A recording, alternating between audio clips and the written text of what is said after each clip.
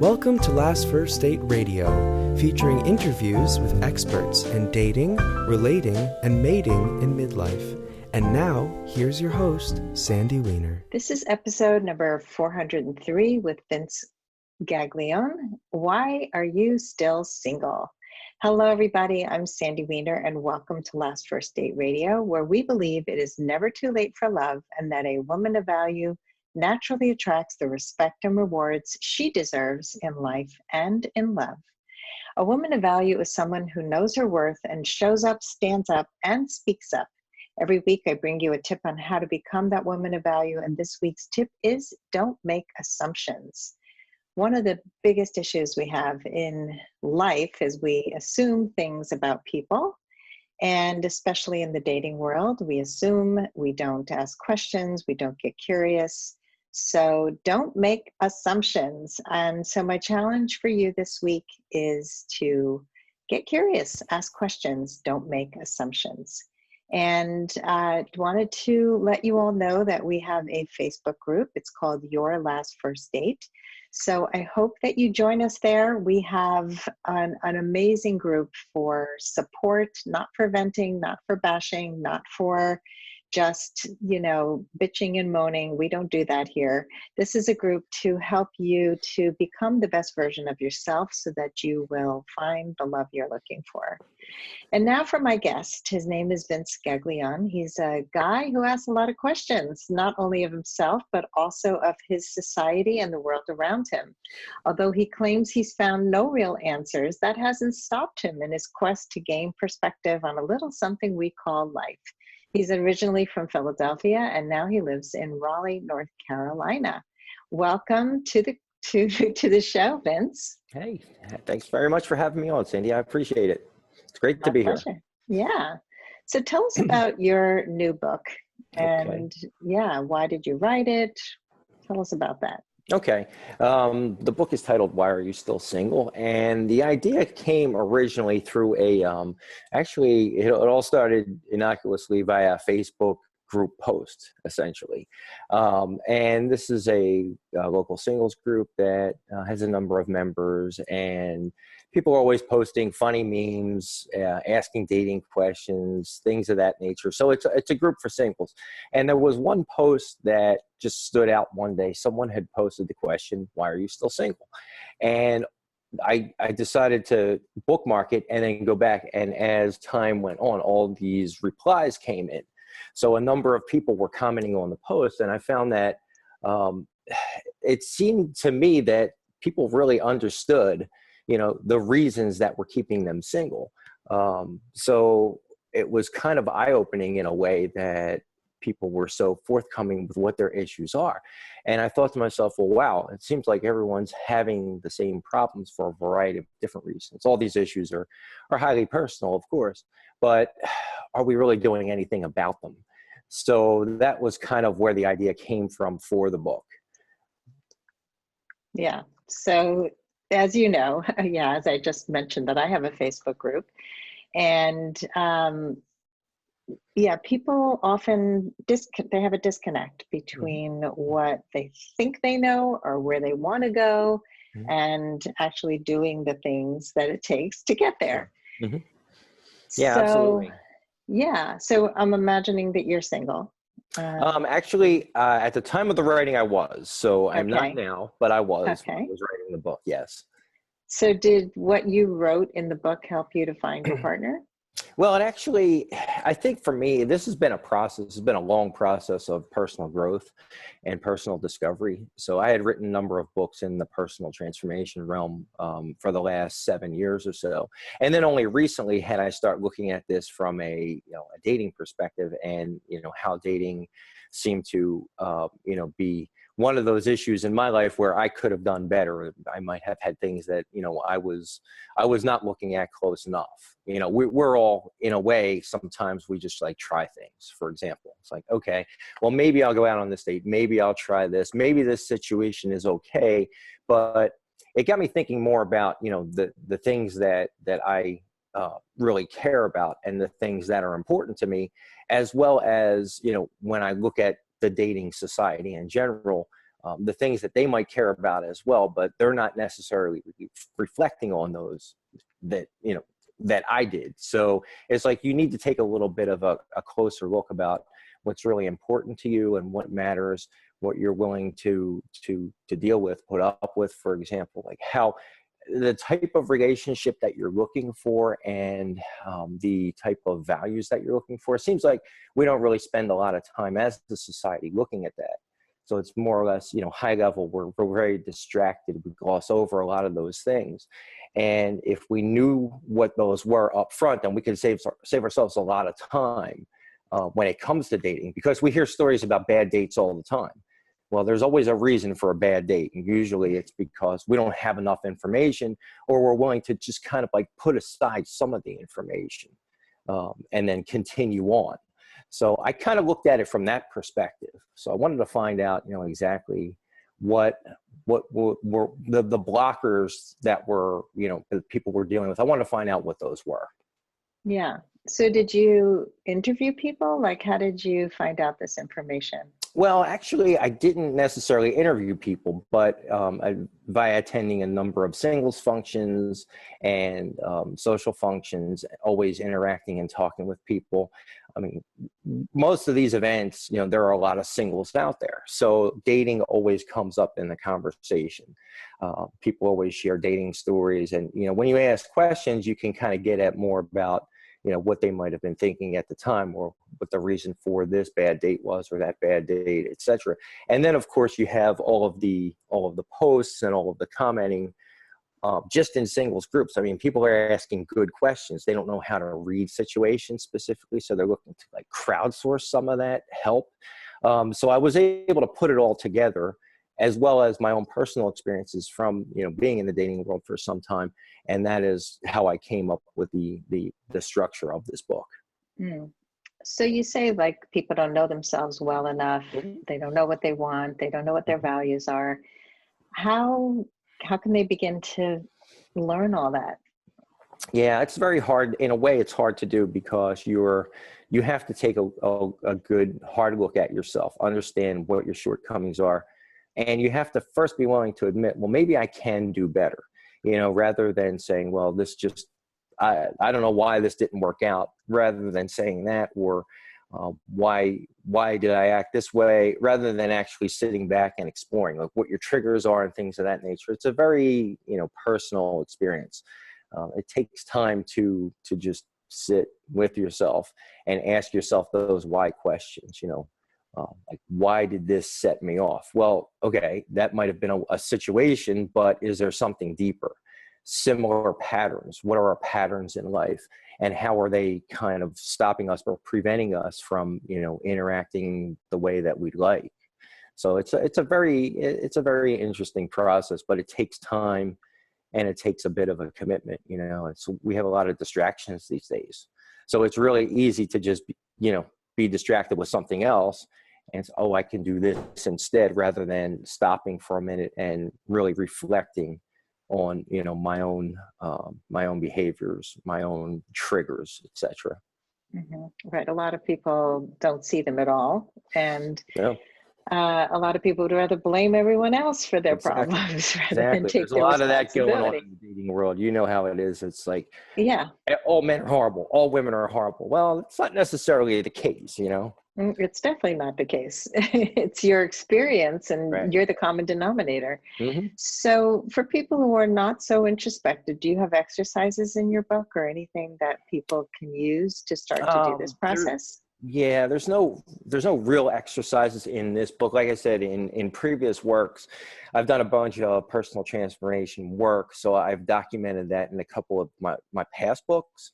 But in this book, not necessarily. It's more high level. I kind of provide examples on how you can get yourself to a place of balance where you can begin the process of really reflecting on your your life and the things that you might want to look at in terms of how you want to be better, or being a better person, being a better dater, etc. It all starts with us, right? So it's like we need to be at a place in our lives where we're happy, because of course when you're not happy, I mean, it shows. Everybody, you know, you don't have to say anything. People will just see that you're not happy. And that's, you know, part of the problem. We have a number of unhappy people walking around out there today. So yeah, some general guidelines, but nothing too specific. I just kind of like get you set up, get you to a point where you can start the reflection process. Mm-hmm. So in your own life, what was your biggest transformation? What was your biggest area of growth and transformation to allow you to have this partner that you have now? Well, there were a number of steps along the way. So if we take this like all the way back, it's kind of dovetails into my previous work on the dating world, where I talk a lot about my experiences as what it's like to be as being a single middle-aged short guy. So I'm short, I'm 5'7", and that's short by, you know, men's standards here in the United States. So as a young teenager, I was starting to notice a difference between me and my friends, my longtime friends, the kids that I went to school with and I grew up with, and we were always together. And I noticed, you know, as we got into our mid-teenage years, those guys all started to grow, and I stayed like the same height. So then I noticed that, you know, they were always getting the attention of girls, whereas I wasn't. And I kind of thought to myself, okay, there might be something to this. I didn't know that at the time because I was very young, but I kind of carried that with me as like, I'm not good enough. Something's wrong with me. How come these guys are better? My friends are better than I am. So it kind of affected me throughout my teens and into my 20s. And then, of course, from there, you know, I'm now an adult. I'm 30 years old. I'm divorced. And I was working with someone who was a coach in a sport. And he basically got me to understand and like tell me flat out, like, the world doesn't owe you anything, right? So it was at that moment, that point, when I realized that, yeah, okay, things are going to be tough at times, but I can't just sit here and pout about it. You know, I have to do something about it. I have to find a way forward. I have to, you know, find the inner strength to carry on and to work through my issues. So I think that was really the impetus for change. So I tell people I was a late bloomer in life. And it started in my 30s, essentially. So that had gotten me to where I am today. Once I made that realization, and then I understood in terms of doing the research for my previous book about how difficult it is. Yeah, it really is a thing where, you know, short guys do have it difficult in the dating world. Once I understood why, then I was able to, you know, move forward with that knowledge. If I would have just sat back and, you know, continued to pout and get depressed and upset about it, well, that really wasn't going to change anything for me. I had to change and adjust my attitude about it. Mm-hmm. Yeah, attitude is huge. It is. You have to show up with a good attitude. Yeah, I mean, you know, there are a lot of people who are height challenged, and men unfortunately get the raw end of the stick if they're not close to 6 feet. And I tell women all the time that that's not a sign of character. You know, this is something that you really have to look beneath those superficial requirements that might make women feel more protected, or whatever it is subconscious even. But I think there's a lot of gems who are shorter than women may date. And so I think it's important to show up with good confidence in yourself, because confidence is very sexy. That makes all the difference in the world to women. That's the thing. You can be the shortest guy in the world, but if you're confident and you can project that, you know, that dominant type of persona in a way, then that's where the rubber meets the road. Then you're good. But it was something that I had to understand, and I had to really, you know, research and then comprehend and say, okay, how can I apply this to my life? How can I apply this to me? How can I be more confident? And once I did that, then I noticed changes. Yeah, no, totally.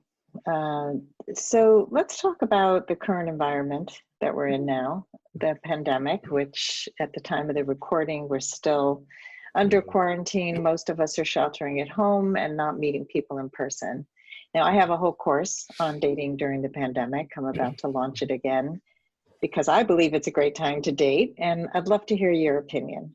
Yeah, I think so too, because what it does is it kind of resets us in a way, right? We're now in this environment where we can't necessarily get to a first face-to-face meeting with someone. We can't go out on a date. So we have to spend more time learning about them. The only way to really do that is however we connect, whether it's singles groups, whether it's online dating, etc.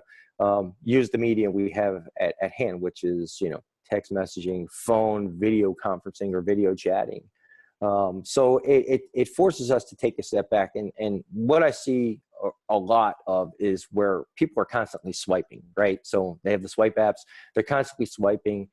They have a match, they'll send a message, they'll get a short message back, and then it's, hey, well, how about we meet? Okay, fine, we can meet. And then they just go on their date, but they really don't ask any questions. They're not, they have no idea what that person is all about. So they're kind of going into this blind in a way.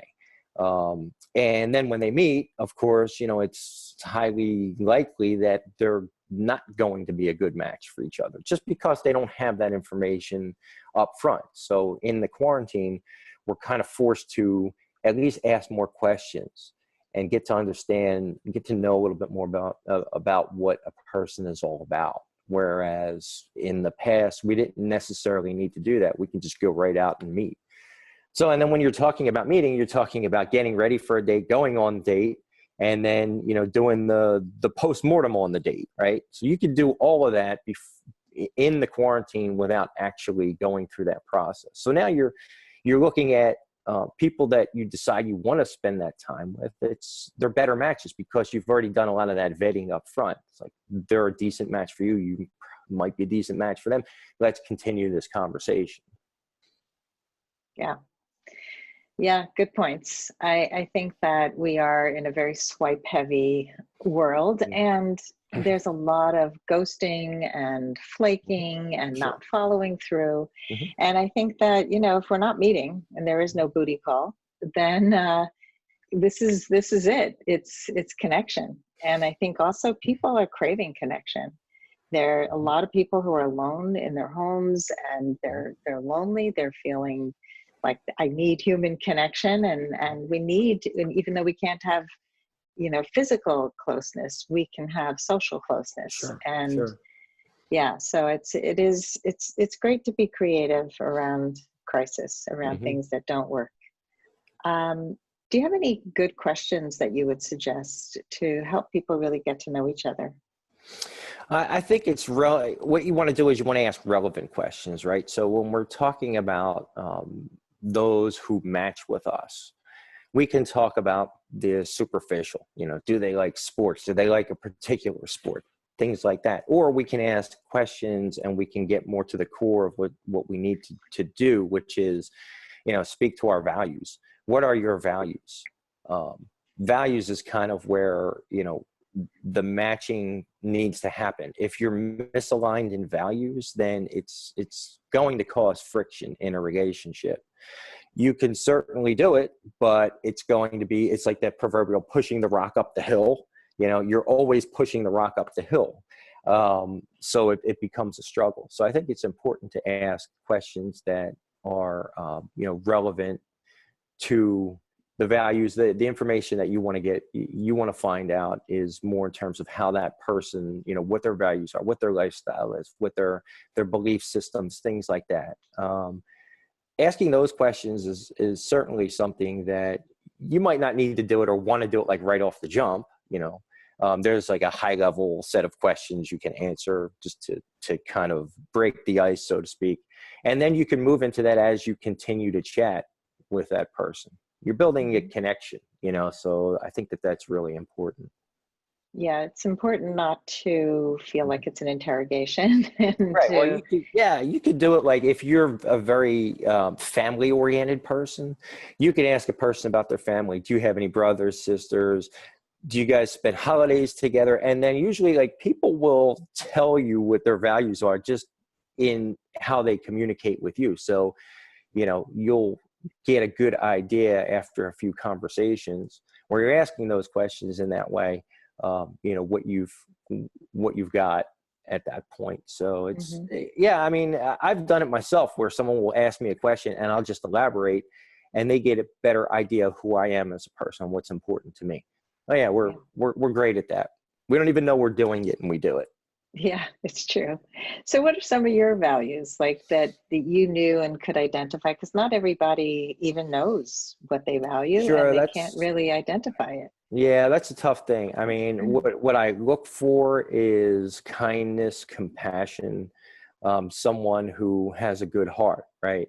And those are my values as well. It's like I'm a good-hearted person, so naturally I match well with another good-hearted person. I'm sort of a giver, so someone who is good-hearted is also going to be a giver. So it's about, knowing yourself, right? And the other thing I know about myself is I lead a very tranquil life. So I am not a world traveler. I'm not a go, go, go, go type of person. I can just kind of sit back and chill. And, where I'm most comfortable is when I'm sitting, on a patio on a promenade watching the sunset, and I'm just I'm just able to be.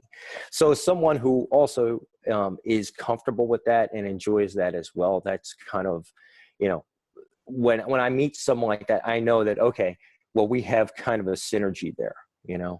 So to get in touch with your values, that's a little bit more difficult, because if you don't know, that's where you really need to sit and think about who you are and about what you're looking for, right? So if you ask yourself those questions, say, okay, what type of person am I looking for?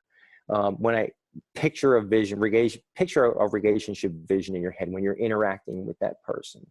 Are you sitting on the couch watching a movie? Are you, touching each other? Are you, hugging each other? That type of thing. Do you, Mhm. you know, is that a love language of yours? Physical contact, right? So a person who has um, that same love language, right?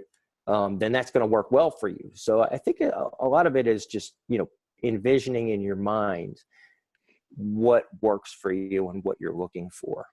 That Mhm. certainly helps. It is very hard. I admit, it is very hard to kind of like pull that from within and just be able to, comprehend it, because it's so intangible in a way.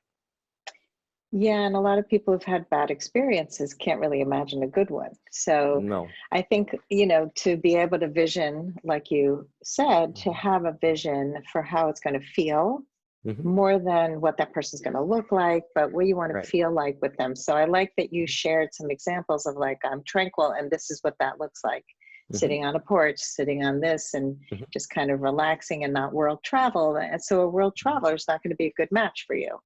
Right. And other people Exactly. are on the go all the time and they Mm-hmm. would not do well with someone like you. So Mm-hmm. it's important to know yourself and to not compromise on the things that are really deal breakers. Mm-hmm. I even had a client this morning say, can I use this technique on apartments? Because she's looking for a new place to live. And she said, I could maybe create a must have and a deal breaker list. And I Mm-hmm. said, of course, let's do Sure. that. So she came up with such a beautiful list of not just, how many bedrooms, but what's it going to feel like in that place? And what's Mm-hmm. the neighborhood going to feel like? And what do I not want? I don't want young people partying all night because I'm a quiet person and I need light Mm-hmm. coming in through my window. So it's a great experiment to do with Mm-hmm. an exercise to do with Mm-hmm. anything that's important to you. Sure. Now we have all this time, right? So you can Yeah, take 5 minutes out just to give it a thought every day. And that's as you correct. get thoughts, write them down and then revisit those later. Yeah. Yeah. All right. So Vince, can you give us some last words of advice for people who want to go on their last first date? Sure. I think it's very important to be yourself, be authentic. Um, you know, Today it seems like people are either afraid to show their authentic self, or they feel like if they do, then it's misaligned with what the expectation is as a man, a woman, etc. Like for me, using myself as an example, I don't mind sharing and talking about the things that are difficult for me, right? So the thing or the challenges that I've had in my life, or the emotional challenges I've had, So if that line of questioning is forthcoming, then I will be able to share that. I know a lot of people will hold things like that back.